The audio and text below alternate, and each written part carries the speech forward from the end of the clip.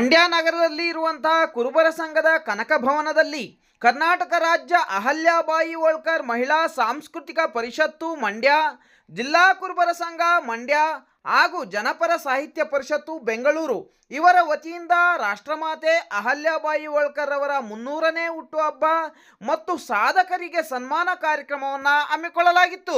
ಕಾರ್ಯಕ್ರಮದಲ್ಲಿ ಬೆಂಗಳೂರಿನಿಂದ ಆಗಮಿಸಿದಂತಹ ಅಹಲ್ಯಾಬಾಯಿ ಹೋಳ್ಕರ್ ಅವರ ರಥಯಾತ್ರೆಯನ್ನು ಎಲ್ಲ ಮಹಿಳೆಯರು ಪೂರ್ಣಕುಂಭ ಸ್ವಾಗತದೊಂದಿಗೆ ಬರಮಾಡಿಕೊಂಡು ವಿಶೇಷ ಪೂಜೆ ಮಾಡಿ ಮೆರವಣಿಗೆ ಮಾಡುವ ಮುಖಾಂತರ ಗೌರವವನ್ನು ಸಲ್ಲಿಸಿ ಎಲ್ಲ ಗಣ್ಯರಿಂದ ವೇದಿಕೆ ಕಾರ್ಯಕ್ರಮವನ್ನು ದೀಪ ಬೆಳಗಿಸಿ ರಾಜಮಾತೆ ಅಹಲ್ಯಾಬಾಯಿ ಹೋಳ್ಕರ್ ಮತ್ತು ಕನಕದಾಸರ ಭಾವಚಿತ್ರಗಳಿಗೆ ಪುಷ್ಪಾರ್ಚನೆ ಮಾಡುವ ಮುಖಾಂತರ ಪ್ರಾರಂಭ ಮಾಡಲಾಯಿತು.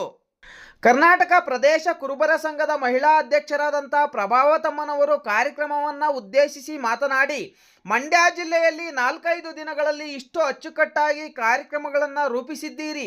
ಅಹಲ್ಯಾಬಾಯಿರವರು 8 ವರ್ಷಕ್ಕೆ ಮದುವೆಯಾಗಿ ಯುದ್ಧದಲ್ಲಿ ತನ್ನ ಗಂಡನನ್ನು ಕಳೆದುಕೊಂಡು ತನ್ನ ಮಾವನನ್ನೂ ಕಳೆದುಕೊಂಡು ಸತಿ ಸಹಗಮನ ಪದ್ಧತಿಯನ್ನು ತೊರೆದು ತಾನೇ ರಾಜ್ಯಭಾರವನ್ನು ನಿರ್ವಹಿಸಿದಂಥ ದಿಟ್ಟ ಧೈರ್ಯವಂತ ಮಹಿಳೆ ಅಹಲ್ಯಾಬಾಯಿ ಹೋಳ್ಕರ್ ಅವರಾಗಿದ್ದಾರೆ. ರಾಜಮಾತೆ ಅಹಲ್ಯಾಬಾಯಿ ಹೋಳ್ಕರ್ ಅವರ ಹೆಸರಿನಲ್ಲಿ ಮಹಿಳೆಯರಿಗೆ 50% ಮೀಸಲಾತಿಯನ್ನು ನಾವು ಕೇಳುತ್ತೇವೆ. ಆದರೆ ಮಹಿಳೆಯರು ರಾಜಕಾರಣದಲ್ಲಾಗಬಹುದು ಅಥವಾ ಸಮಾಜ ಸೇವೆಯಲ್ಲಾಗಬಹುದು ಎಲ್ಲ ರಂಗಗಳಲ್ಲಿ ಮುಂದೆ ಬಂದು ನಾಯಕತ್ವಗಳನ್ನು ಬೆಳೆಸಿಕೊಳ್ಳಬೇಕು. ರಥದ ಹಿಂದೆ ಬಂದಿರುವಂಥ ಎಲ್ಲ ಸೇವಾರ್ಥಿಗಳಿಗೆ ಧನ್ಯವಾದಗಳನ್ನು ತಿಳಿಸುತ್ತೇನೆ. ಅಹಲ್ಯಾಬಾಯಿರವರ ಹುಟ್ಟುಹಬ್ಬದ ಕಾರ್ಯಕ್ರಮವನ್ನು ರಾಜ್ಯ ಮಟ್ಟದ ಮತ್ತು ರಾಷ್ಟ್ರ ಮಟ್ಟದ ಆಚರಣೆಯನ್ನು ಅದ್ದೂರಿಯಾಗಿ ಒಂದು ದಿವಸ ಆಚರಣೆ ಮಾಡುವಂತಹ ಕಾರ್ಯಕ್ರಮವನ್ನು ರಾಜ್ಯದ ಮತ್ತು ರಾಷ್ಟ್ರದ ಎಲ್ಲ ನಾಯಕರು ರೂಪಿಸಬೇಕಾಗಿದೆ. ಯಲಹಂಕ ಭಾಗದ ಶಾಸಕರಾದಂಥ ವಿಶ್ವನಾಥ್ ರವರ ಧರ್ಮಪತ್ನಿಯವರ ವಿರುದ್ಧವಾಗಿ ಗೆದ್ದು ಬಂದಂತಹ ಲಾವಣ್ಯರವರನ್ನು ನಾವೆಲ್ಲ ಈ ಸಂದರ್ಭದಲ್ಲಿ ಶ್ಲಾಘಿಸಬೇಕಾಗಿದೆ ಎಂದು ತಿಳಿಸಿದರು. ಕಾರ್ಯಕ್ರಮದಲ್ಲಿ ಅನೇಕ ಕಲಾ ತಂಡಗಳಿಂದ ಹಾಡುಗಾರಿಕೆಯನ್ನು ನಡೆಸಲಾಯಿತು. ಕಾರ್ಯಕ್ರಮದ ಅಧ್ಯಕ್ಷತೆಯನ್ನು ವಹಿಸಿದ್ದಂತಹ ಕರ್ನಾಟಕ ರಾಜ್ಯ ಅಹಲ್ಯಾಬಾಯಿ ಹೋಳ್ಕರ್ ಸಾಂಸ್ಕೃತಿಕ ಪರಿಷತ್ತಿನ ಅಧ್ಯಕ್ಷರಾದಂಥ ಸಾವಿತ್ರಮ್ಮನವರು ಕಾರ್ಯಕ್ರಮವನ್ನು ಕುರಿತು ಮಾತನಾಡಿ, ಮಹಿಳೆಯರು ಧೈರ್ಯವಂತರಾಗಬೇಕು, ಹೆಣ್ಣು ಮಕ್ಕಳು ವಿಚಾರವಂತರಾಗಬೇಕು. ಅಹಲ್ಯಾಬಾಯಿರವರನ್ನು ನಾವು ಮಾರ್ಗದರ್ಶಕವರನ್ನಾಗಿ ಮಾಡಿಕೊಂಡು ಸಮಾಜದಲ್ಲಿ ಮುಖ್ಯವಾಹಿನಿಗೆ ಬರುವ ಕೆಲಸಗಳನ್ನು ನಾವುಗಳು ಮಾಡಬೇಕು. ಹೆಣ್ಣು ಮಕ್ಕಳು ಅಡುಗೆ ಮನೆಗಳಿಗೆ ಸೀಮಿತವಾಗಬಾರದು, ಸ್ವಾಭಿಮಾನಿಗಳಾಗಿ ಬೆಳೆಯಬೇಕು ಎಂದು ತಿಳಿಸಿದರು. ಕಾರ್ಯಕ್ರಮದಲ್ಲಿ ರಾಜಮಾತೆ ಅಹಲ್ಯಾಬಾಯಿ ಹೋಳ್ಕರ್ ಅವರ ಹೆಸರಿನಲ್ಲಿ ಸಾಧನೆ ಮಾಡಿರುವಂತಹ ಮಹಿಳೆಯರಾದಂಥ ಆರೋಗ್ಯ ಮತ್ತು ಕುಟುಂಬ ಕಲ್ಯಾಣ ಇಲಾಖೆಯ ಡಾಕ್ಟರ್ ದೇವಕಿ RN, ವೈದ್ಯಕೀಯ ಶಿಕ್ಷಣ ಇಲಾಖೆಯಲ್ಲಿ ಕೆಲಸ ಮಾಡುತ್ತಿರುವಂತಹ ಶ್ವೇತಾ L, ಕಾರಾಗೃಹ ಇಲಾಖೆಯಲ್ಲಿ ಜೈಲರ್ ಕೆಲಸ ಮಾಡುತ್ತಿರುವಂಥ ಸುರೇಖಾ, ವೈದ್ಯಕೀಯ ಇಲಾಖೆಯಲ್ಲಿ ಕೆಲಸ ಮಾಡುತ್ತಿರುವಂಥ ಹೇಮಾವತಿ DD, ಹಿಂದುಳಿದ ವರ್ಗಗಳ ಕಲ್ಯಾಣ ಇಲಾಖೆಯಲ್ಲಿ ಕೆಲಸ ಮಾಡುತ್ತಿರುವಂಥ ಶಾಂತಮ್ಮ B ಮತ್ತು ಸ್ವಂತ ಕ್ಲಿನಿಕ್ ನಡೆಸುತ್ತಿರುವಂಥ ಡಾಕ್ಟರ್ ದಶಿನಿ P ಕುಮಾರ್ ಅವರಿಗೆ ಸನ್ಮಾನಗಳನ್ನು ಮಾಡಿ ಗೌರವಗಳನ್ನು ಸಲ್ಲಿಸಲಾಯಿತು. ಕಾರ್ಯಕ್ರಮದಲ್ಲಿ ಮುಖ್ಯ ಅತಿಥಿಗಳಾಗಿ ರಾಮಮನೋಹರ ಲೋಹಿಯಾ, ವಿಚಾರ ವೇದಿಕೆ ಅಧ್ಯಕ್ಷರಾದಂಥ BS ಶಿವಣ್ಣ, ಮಾಜಿ ಶಾಸಕರು ಮತ್ತು ಪಂಚ ಗ್ಯಾರಂಟಿಗಳ ರಾಜ್ಯ ಉಪಾಧ್ಯಕ್ಷರಾದಂಥ ಸೌಮ್ಯ ರೆಡ್ಡಿ, ಮಂಡ್ಯ ಜಿಲ್ಲಾ ಕುರುಬರ ಸಂಘದ ಅಧ್ಯಕ್ಷರಾದಂಥ ML ಸುರೇಶ್, RTO ಅಧಿಕಾರಿಗಳ ಸಂಘದ ರಾಜ್ಯಾಧ್ಯಕ್ಷರಾದಂಥ ಮಲ್ಲಿಕಾರ್ಜುನ, ಉದ್ಯಮಿಗಳಾದಂಥ ಕರಡಿಕೊಪ್ಪಲು KC ಪುಟ್ಸ್ವಾಮಿ, ಮಂಡ್ಯ KPCC ಮುಖಂಡರಾದಂಥ ಲೋಲಾಕ್ಷಿ, ಮುಖಂಡರಾದಂಥ ಮಹೇಶ್ ಕಲ್ಲೂರ್, ರಥದ ಉಸ್ತುವಾರಿಗಳಾದಂತಹ ಸತ್ಯಪ್ಪ ಗುರಿಕಾರ್, ಮಾಧ್ಯಮ ಪ್ರಚಾರಕರಾದಂಥ M ಅಶ್ವಥ್ ಕುಮಾರ್ ಹಾಗೂ ಇನ್ನು ಅನೇಕರು ಕಾರ್ಯಕ್ರಮದಲ್ಲಿ ಭಾಗವಹಿಸಿ ಕಾರ್ಯಕ್ರಮಗಳನ್ನು ಯಶಸ್ವಿ ಮಾಡಿದರು. ಮಂಡ್ಯ ಜಿಲ್ಲೆಯಲ್ಲಿ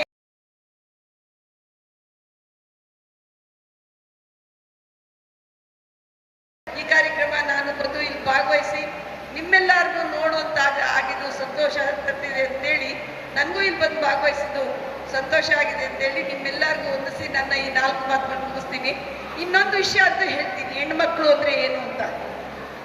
ಈ ಯಲಹಂಕ ಭಾಗದ ಹೆಣ್ಮಗಳು ಲಾವಣ್ಯ, ಆಕೆ ಒಂದು MLA ಅವರು, ವಿಶ್ವನಾಥ್ ಅವರು ತುಂಬ ಪವರ್ಫುಲ್ MLA. ಅಂತ ಒಂದು MLA ಅವರ ಹೆಂಡತಿ ಮತ್ತು ಈಕೆ ಪಂಚಾಯತ್ ಎಲೆಕ್ಷನಲ್ಲಿ ಎದುರು ಹಾಗೆ ಪೋಟಿಗಳಾಗಿ ನಿಂತು ಭಾಗವಹಿಸಿದ್ರು.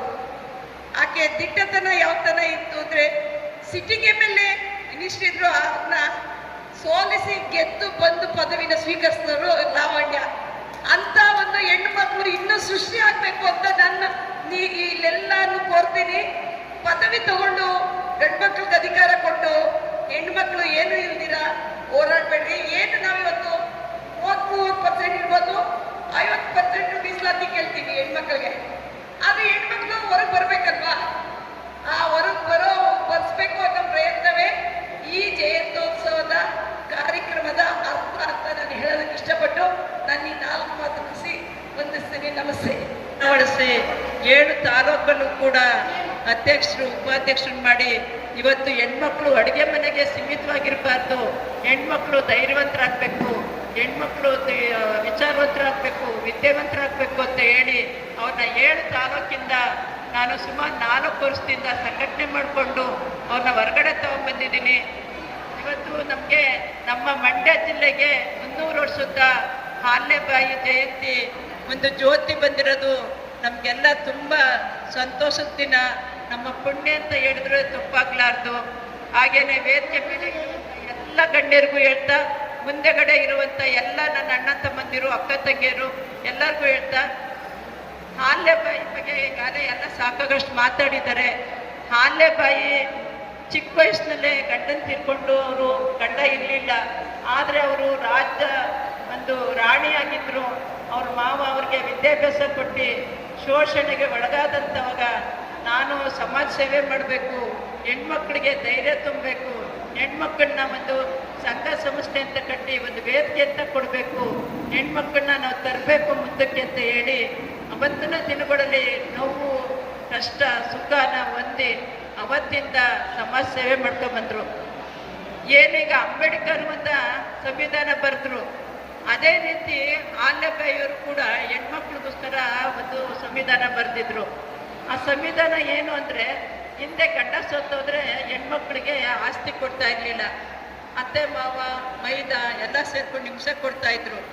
ಈಗ ಗಂಡ ಸತ್ತ ತಕ್ಷಣ ಆ ಹೆಣ್ಮಕ್ಳಿಗೆ ಆಸ್ತಿ ಬರಬೇಕು ಅಂತೇಳಿ ನಮ್ಮ ಅಹಲ್ಯಾದೇವಿಯರು ಅವತ್ತಿನ ದಿನನೇ ಒಂದು ಸಂವಿಧಾನ ಬರೆದಿದ್ದಾರೆ. ಇವತ್ತು ಅಡುಗೆ ಮನೆಗೆ ಸೀಮಿತವಾಗಿದ್ದಂಥ ಹೆಣ್ಮಕ್ಳು ಹೊರಗಡೆ ಬಂದು ಅವತ್ತು ಅಬಲೆಯರಾಗಿದ್ರು, ಇವತ್ತು ಸಬಲೆಯರಾಗಿದ್ದಾರೆ. ನಾನು ಎಲ್ಲದರಲ್ಲೂ ಮುಂದಿದ್ದೀವಿ, ನಾವೆಲ್ಲ ಕೆಲಸ ಮಾಡ್ತೀವಿ. ಒಂದು ಮನೇನ ಸರಿದೂಗಿಸ್ಕೊಂಡು ಹೋಗೋದು, ಒಂದು ಬೀದಿ ಸರಿದೂಗಿಸ್ತಾರೆ, ಒಂದು ಊರು ಸರಿದೂಗಿಸ್ತಾರೆ, ಒಂದು ಮಕ್ಕಳನ್ನ ಒಂದು ಮನೇನ ಎಲ್ಲ ಸರಿದೂಗಿಸ್ಕೊಂಡು ಹೋಗೋರಿಗೆ ಧೈರ್ಯ ಒಂದು ತಗೊಂಡು ಮುಂದೆ ಹೋಗ್ತಾವ್ರೆ. ಅಂಥದ್ದಕ್ಕೆ ಒಂದು ಅಹಲ್ಯಾಬಾಯಿ ಜಯಂತಿ ಮಾಡಿ ಇದನ್ನು ಮುಂದಿನ ದಿನಕ್ಕೆ ನಾವು ಮುಂದಿನ ಪೀಳಿಗೆಗೆ ನಾವು ಇದನ್ನು ತಗೊಂಡೋಗ್ಬೇಕು. ನಾವು ಒಂದು ದಿವಸ ಜಯಂತಿ ಮಾಡಿದ್ರೆ ಸಾಲದು, ಅವ್ರು ಮಾಡಿದಂಥ ಸಾಧನೆಗಳನ್ನ ನಮ್ಮಲ್ಲಿ ಅಳವಡಿಸ್ಕೊಂಡು ಮುಂದಿನ ಪೀಳಿಗೆಗೆ ಇದನ್ನು ನಾವು ಅದನ್ನು ತಗೊಂಡೋಗಿ ಮುಂದಿನ ನಮ್ಮ ಕೈಲಾದರೆ ಒಳ್ಳೇದು ಮಾಡೋಣ. ನಾವು ದೇಶಕ್ಕೋಸ್ಕರ ನಾವೇನೂ ಕೊಟ್ಟಿಲ್ಲ, ದೇಶಕ್ಕೋಸ್ಕರ ನಾವೇನು ಮಾಡ್ತೀವಿ ಅನ್ನೋದೇ ಮುಖ್ಯ. ಹಂಗೇನೆ ತಾಯಿನೂ ಕೂಡ ಅವರು ಅಷ್ಟು ಕಷ್ಟದಲ್ಲೂ ಕೂಡ ಎಲ್ಲನೂ ಮಾಡಿಕೊಂಡು ಅವರು ಇವತ್ತು ಹೆಣ್ಮಕ್ಳಿಗೆ ಒಂದು ಸಂಘ ಸಂಸ್ಥೆ ಅಂತ ಕಟ್ಟಿ ಅವ್ರಿಗೊಂದು ವೇದಿಕೆಯನ್ನು ಕೊಟ್ಟು ಇವತ್ತು ಮುಂದೆ ತಗೊಂಡು ಬರ್ತಾವ್ರೆ.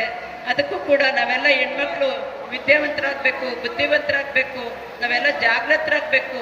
ನಾವು ಯಾವುದಕ್ಕೂ ಒಳಗಾಗಬಾರ್ದು.